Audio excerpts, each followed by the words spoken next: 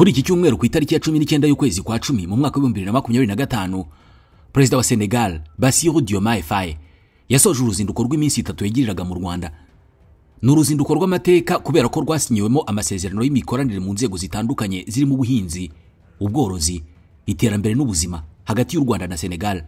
Aya masezerano yashyizweho umukono ari mu nzego zitandukanye zirimo ubuhinzi n'ubworozi, gukuriranaho visa hagati y'ibihugu byombi, ubuzima, urwego rushinzwe igorora n'iterambere ry'icyerekezo 2050. Perezida wa Repubulika Paul Kagame yashimiye mugenzi we wasuye u Rwanda, ashimangira ko ibihugu byombi bisangiye indangagaciro zo gushyira umuturage ku isonga. Ati u Rwanda na Senegal bisangiye indangagaciro imwe yo gushyira abaturage imbere, gutanga ibisubizo no kugendera ku cyerekezo gihamye cy'iterambere. Ati ibiganiro byacu uyu munsi birashimangira umuhate wo gushyira mu bikorwa aya masezerano. Perezida wa Senegal Bassirou Diomaye Faye yashimiye Perezida w'u Rwanda, yemeza ko uruzinduko rwari rugamije kunoza no kuvugurura imikoranire hagati y'ibihugu byombi. Yashimangiye ko iterambere ry'u Rwanda nyuma y'umwaka wa 1994 ari ikintu gikomeye kigaragarira buri wese, ko yifatanyije n'ababuze ababo muri jenoside yakorewe abatutsi. Anishimira ubudaheranwa abanyarwanda bagaragaje. Amasezerano yashyizweho umukono yiyongera ku yandi asanzwe arimo ayo koroshya ingendo zo mu kirere n'ay'ubufatanye mu itangazamakuru n'ibindi. Nubwo Perezida Faye yari mu Rwanda, ntabwo ari kenshi twumvise byinshi kuri Senegal, igihugu ayoboye guhera mu 2024. Abagerageza kukimenyaho byinshi n'abakurikirana cyane by'imikino, kubera ko kiri muri bike bya Afurika byagize abakinnyi mpuzamahanga bakomeye nka Sadio Mane, Kalidou Koulibaly, El Hadji Diouf n'abandi. Tugiye kuvuga kuri iki gihugu, ariko mbere na mbere reka tuvuge kuri MES Limited, ikompanyi y'ubwubatsi ikora ibitangaza mu kubaka inzu zo guturamo, iz'ubucuruzi n'ibindi bikorwa remezo. Muri MES Limited bakora design, bakubaka, bagakora finissage, bagatunganya imbere mu nzu n'ibindi byose bigendana n'ubwubatsi. Birashoboka ko ari ubwa mbere ugiye kubona abubatsi b'umwuga babikora vuba, mu bunyangamugayo, kandi babikorera hose, haba muri Kigali no mu turere twose tw'igihugu. Wowe babwira igitekerezo ufite cy'inzu wifuza, bakagufasha kuyishushanya ndetse no kuyubaka. Igitekerezo cyawe bagiye isuri kunogeye. MES Limited ikorera ku Muhima hafi n'inyubako ya Sofaru, ni mu nyubako Rwanda Form ikoreramo muri etage ya mbere. Bahamagare cyangwa ubandikire kuri 07 27 73 0860, cyangwa usura urubuga rwabo rwa internet wa@mes.rawa. Reka noneho tuvuge kuri Senegal.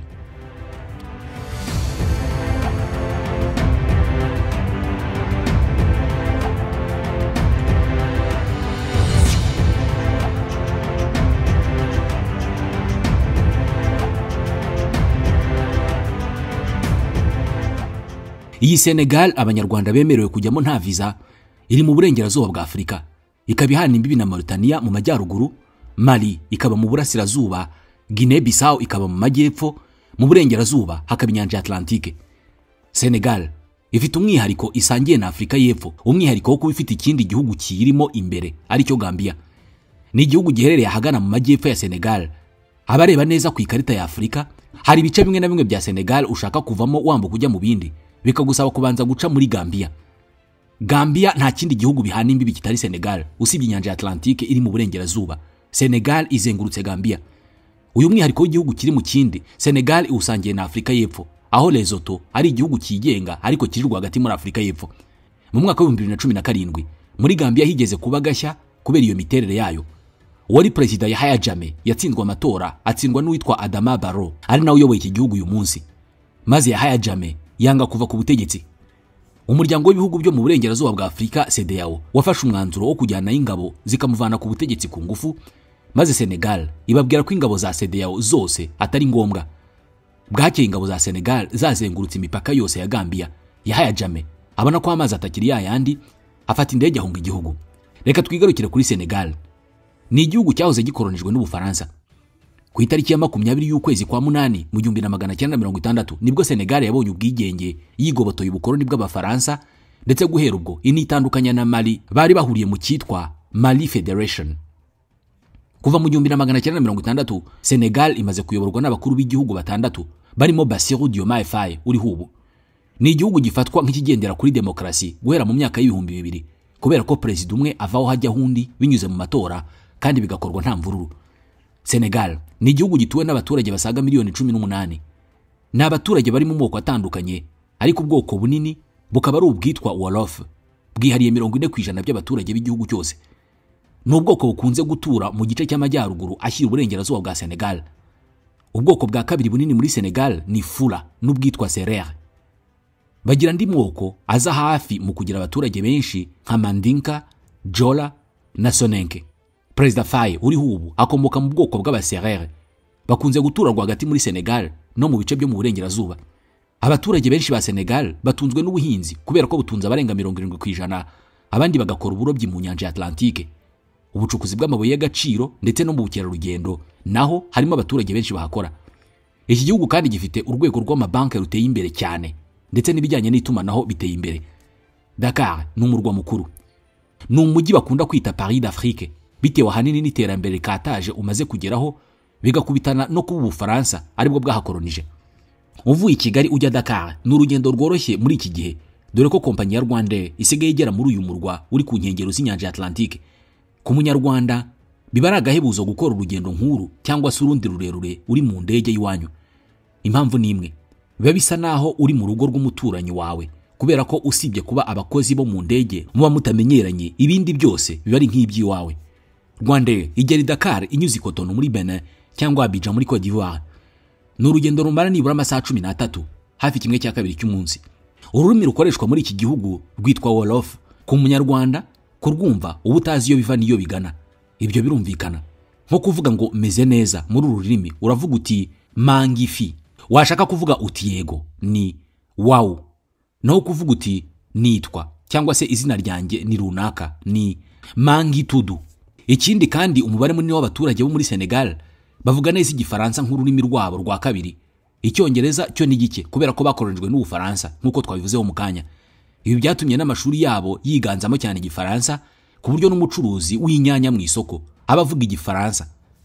Umujyi wa Dakar uri ku nkengero z'inyanja ya Atlantique, ukagira ubushyuhe bukabije, aho nko mu bihe wavuga ko haba hakonje haba hari °C 25, naho nko mu kwezi kwa 9 biba ari ibindi bindi. Ku masaha iki gihugu kiri inyumaho 2 ku isaha ya Kigali. Senegal kandi iri mu bihugu bya mbere muri Afrika mu kugemura hanze ubunyobwa, kubera kurebye nk'agaciro k'ubugemurwa buri mwaka bungana nibura na 1/3 cy'amafaranga y'ingengo y'imari y'u Rwanda.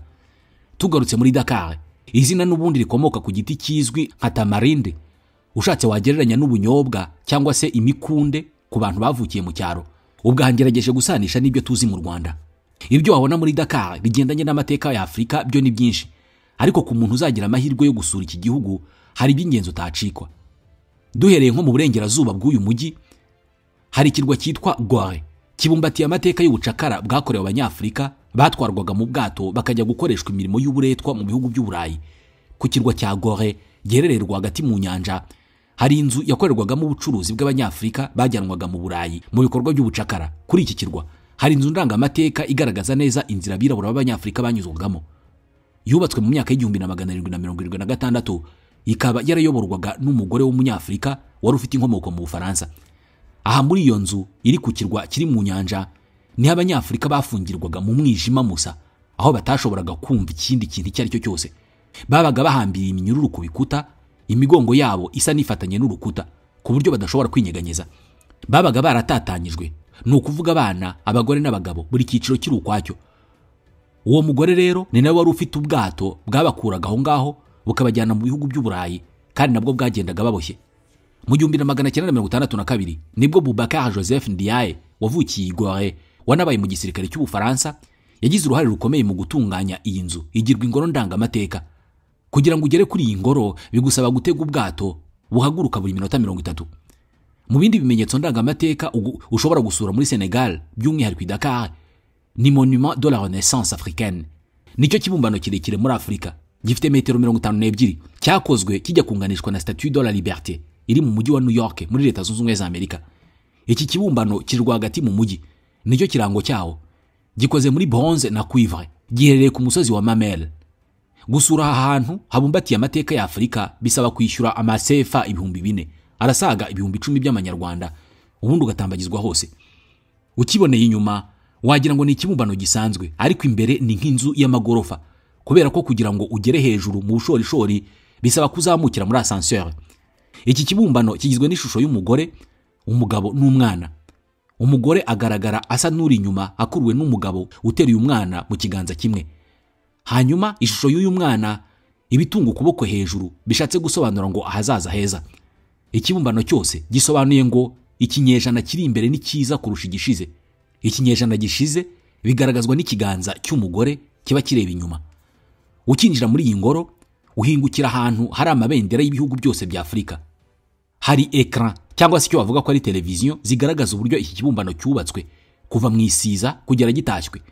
Muri icyo cyumba kandi harimo amashusho menshi agaragaza ibihe bikomeye Afurika yanyuzemo urebye kuri buri gihugu. Mu gasongero hacyo hasumba inyubako ya Kigali City Tower. Muri iyi ngoro yafunguwe mu kwezi kwa kane mu 2010 na President Abdoulaye Wade, harimo intebe yakiriyeho abakuru b'ibihugu 20 bitabiriye uyu muhango, hagaragaramo ibibumbano bishushanya buri bwoko bw'abaturage bo muri Senegal. Ni hamwe mu hantu heza aho gusura kubera ko hagukundisha umugabane wa Afurika. Inama ku muntu wifuza gusura iki kibumbano byaba byiza abaye ari w'igitsina gore kugenda yambaye ipantaro akirinda ijipo. Impamvu nuko ahantu cyubatse ari ku musozi hejuru hahora umuyaga mwinshi ku buryo iyo wambaye nk'ingofero wisanga yagurukanywe n'umuyaga. Ubwo rero wambaye ijipo nawe urumva uko byagenda. Ahandi hari amateka akomeye ya Afurika muri Senegal ni ahazwi nka Place du Souvenir, ni ku nyanja ya Atlantique, niho hakorerwa ibikorwa byinshi bijyanye no kwibuka intwari za Afurika. Ahandi hantu ho gutemberera mu gihe wagiye Dakar ni mu gace ka Saly, niwo mujyi wa ba mukerarugendo muri Dakar. Usangamo amahoteli menshi, abanyaburayi cyane abo muri Espagne n'Ubufaransa baje mu biruhuko. Niko gace muri Senegal ushobora kujyamo ugasangamo isuku nyinshi bitewe nuko ari nk'igicumbi cya ba mukerarugendo. Hari n'agace gatuwemo n'abanyaburayi baza bakagura ibibanza ubundi bakubaka inzu bazajya baruhukiramo. Tuvuye Saly, ahandi henshi muri Dakar uzasanganirwa n'akavuyo kenshi k'imodoka. Ntushobora kurenga intambwe ebyiri utabonye imodoka iparitse mu muhanda yapfuye yararengewe n'ivumbi. Ni nk'uko ukase hose ubona amashashi, abantu bacuruza ku muhanda, abadandaza imyenda, ibyo kurya n'ibindi. Mu muhanda ntabwo wapfa kubona umuntu utwaye moto wambaye casque. Biragoye kandi kubona moto zikora ibikorwa bya taxi nk'uko hano iwacu bimeze. Udashaka gutega moto rusange nazo zifite amateka yihariye, atega taxi voiture zirangwa n'ibara ry'umuhondo, ubundi ukumvikana n'umushoferi. Iyo utahazi neza araguhenda, gusa ubanza ari umuco w'abataximeni benshi mu bihugu byose. Muri iki gihugu hari inkubiri ikomeye yo guca mu muhanda imodoka zakozwe mu myaka y'1900 za made in Senegal zitwa car rapide. Ni imodoka ziba zishaje cyane, zirangwa no kuba zanditseho ibintu byinshi mu mabara y'umuhondo. Izi modoka nizo za mbere zakorewe muri Senegal. Abantu bazikunda bikomeye kubera ko kuzigendamo bisaba ko wishyura nk'ijana. Gusa ntabwo ziba zifite urugi. Inyinshi usanga amadirishya yaravuyemo, imitwe y'abantu iri hanze, abantu bahagaze hafi yo kugwa n'ibindi. Izindi modoka zitwara abantu ni izizwi nka Diagadia. Inyinshi muri zo ni bus za Tata, zo ziva mu mujyi zifite ibindi byerekezo zigiyemo. Mu mujyi rwagati agace gasukuye ni Almadi, ari naho hari icyicaro cya za ambasade, hari icyicaro cy'imiryango mpuzamahanga myinshi, hoteli zikomeye n'ibindi. I Dakar abantu batuye mu buryo bugezweho, aho baba muri za appartement. Hari ibigo by'ubwubatsi byubaka izo appartement bikazigurisha abaturage. Kubera uburyo hari ubucucike mu mujyi rwagati, harimo kubakwa undi mujyi wa kabiri wunganira uyu nguyu, aho kuri ubu inyubako zirimo kuzamuka ubutitsa mu gace kazwi nka Diamniadio. Muri iki gihugu kandi imodoka ziganje nizo mu Bufaransa nka Peugeot, Renault n'izindi zivi Burayi nka Volkswagen, Benz na Range Rover cyangwa se Kia zo muri Aziya. Icyakora nanone Senegal iri mu bihugu bya Afurika bifite ibikorwa remezo nk'imihanda, ibiraro byo mu kirere, ibibuga by'indege bigezweho kandi bitangarirwa na benshi. Ibi byiyongeraho ya politike y'igihugu yo kuba hashize imyaka irenga 25 nta mvururu za politike zihaba, bikaba karusho kubera ko ishoramari ryarushijeho kwiyongera. Ubwo yari amaze kujya ku butegetsi mu 2024, Bassirou Diomaye Faye yavuze ko intego yari ugukora amavugurura Senegal ikaba igihugu gitera imbere ku muvuduko mwinshi kugira ngo kivane mu bukene, abaturage bacyo basaga 37% barimo babuvemo.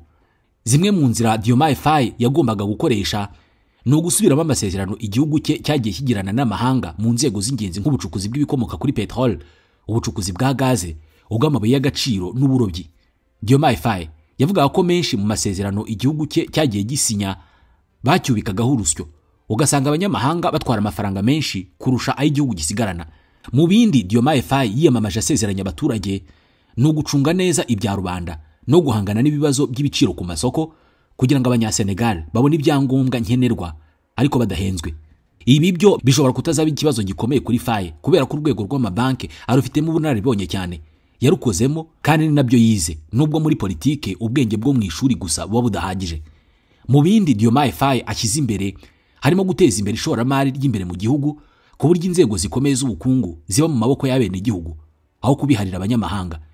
Ni igitekerezo asangiye na benshi mu baturage ba Senegal bavuga ko barambiwe kubona umutungo kamere wabo warigaruriwe n'abanyamahanga, rimwe na rimwe ntihagire n'icyo abo bene igihugu basigarana. Nubwo ari igitekerezo cyashimishije abaturage ba Senegal, cyasize icyoba mu bashoramari b'abanyamahanga kubera ko bakeka ko isaha iyo yose zishobora guhindura imirishyo. Icyatumye Faye atorwa ni nacyo benshi bashaka kubona ashyira mu bikorwa kikava mu magambo. Ni uguhangana na ruswa n'ikene wabo bavuga ko byamaze kuba nk'amaraso atembera mu mubiri wa Senegal. Faye amaze kujya ku butegetsi yahise ashyiraho urwego rushinzwe guca imanza z'abakekwaho ibyaha bya ruswa no kunyereza umutungo wa leta. Hatowe kandi amategeko mashya agamije kurushaho kwimakaza gukorera mu mucyo mu nzego zose za leta. Senegal yigaragaza nk'igihugu kigikeneye abashoramari mvamahanga benshi kubera amahirwe y'ubucuruzi ahari, by'umwihariko kuba gikora ku nyanja no kuba gifite umutekano na politike bitajegajega. Ubuhinzi buri mu bya mbere icyo gihugu gishaka guteza imbere, cyane cyane ubuhinzi bw'umuceri, ibigori, uburo, ubunyobwa n'imbuto. Mu bikorwa remezo kandi iki gihugu kiracyakeneye abashoramari mu kubaka amacumbi aciriritse, imihanda ya gari ya moshi, ibyambu n'ibindi. Senegal kandi ivuga ko igikeneye abashoramari mu bijyanye n'amashanyarazi atangiza ibidukikije, ubucukuzi bwa gaze na petrol n'ibindi. Umubano w'u Rwanda na Senegal umaze imyaka myinshi uhagaze neza. Mu 2011 u Rwanda rwafunguye ambasade mu mujyi wa Dakar, iba imbarutso y'ibikorwa byinshi byahuje ibi bihugu.